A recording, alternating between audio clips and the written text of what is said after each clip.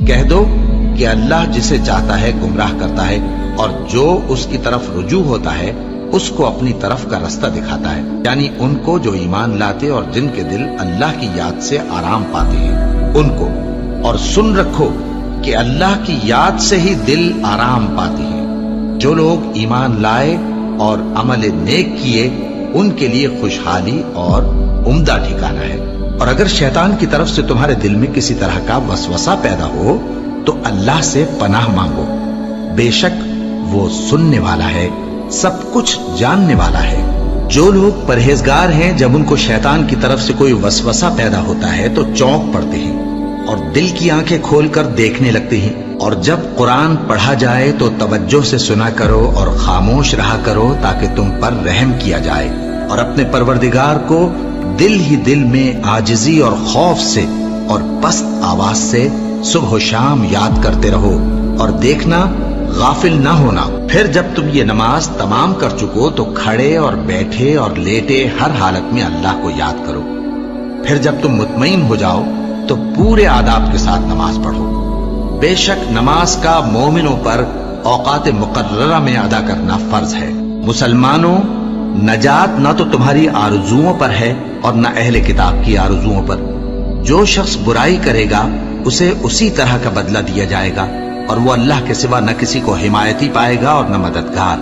اور جو کوئی رحمان کی یاد سے آنکھیں بند کر لے یعنی تغافل کرے، ہم اس پر ایک شیطان مقرر کر دیتے ہیں تو وہ اس کا ساتھی ہو جاتا ہے، اور یہ شیطان ان کو رستے سے روکتے رہتے ہیں اور وہ سمجھتے ہیں کہ وہ سیدھے رستے پر ہیں، یہاں تک کہ جب وہ ہمارے پاس آئے گا تو اس شیطان سے کہے گا کہ اے کاش مجھ میں اور تجھ میں مشرق و مغرب کا فاصلہ ہوتا، تو برا ساتھی ہے۔ اے اہل ایمان، اللہ کا بہت بہت ذکر کیا کرو اور صبح و شام اس کی پاکی بیان کرتے رہو، وہی تو ہے جو تم پر رحمت بھیجتا ہے اور اس کے فرشتے بھی، تاکہ تم کو اندھیروں سے نکال کر روشنی کی طرف لے جائے۔ اور اللہ مومنوں پر مہربان ہے۔ اور صبح و شام اپنے پروردگار کا نام لیتے رہو، اور رات کو بڑی دیر تک اس کے آگے سجدے کرو اور اس کی پاکی بیان کرتے رہو۔ اے نبی، یہ کتاب جو تمہاری طرف وحی کی گئی ہے اس کو پڑھا کرو اور نماز کے پابند رہو۔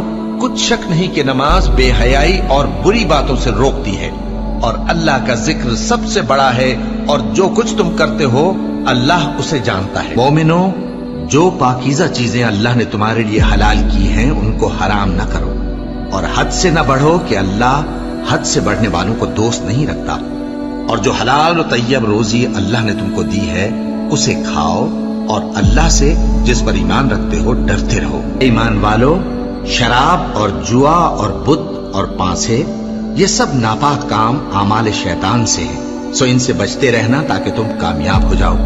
شیطان تو یہ چاہتا ہے کہ شراب اور جوئے کے سبب تمہارے آپس میں دشمنی اور رنجش ڈلوا دے اور تمہیں اللہ کی یاد سے اور نماز سے روک دے۔ تو کیا تم لوگ ان کاموں سے باز آؤ گے؟ جو شخص نیک اعمال کرے گا، مرد ہو یا عورت، اور وہ مومن بھی ہوگا، تو ہم اس کو دنیا میں پاک زندگی بسر کروائیں گے اور آخرت میں ان کے اعمال کا نہایت اچھا صلہ دیں گے۔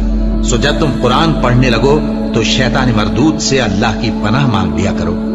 حقیقت یہ ہے کہ جو مومن ہیں اور اپنے پروردگار پر بھروسہ رکھتے ہیں ان پر اس کا کچھ زور نہیں چلتا، اس کا زور انہی لوگوں پر چلتا ہے جو اس کو رفیق بناتے ہیں اور اس کے وسوسے کے سبب اللہ کے ساتھ شریک مقرر کرتے ہیں۔ سو تم مجھے یاد کیا کرو، میں تمہیں یاد کیا کروں گا، اور میرا احسان مانتے رہنا اور میری ناشکری نہ کرنا۔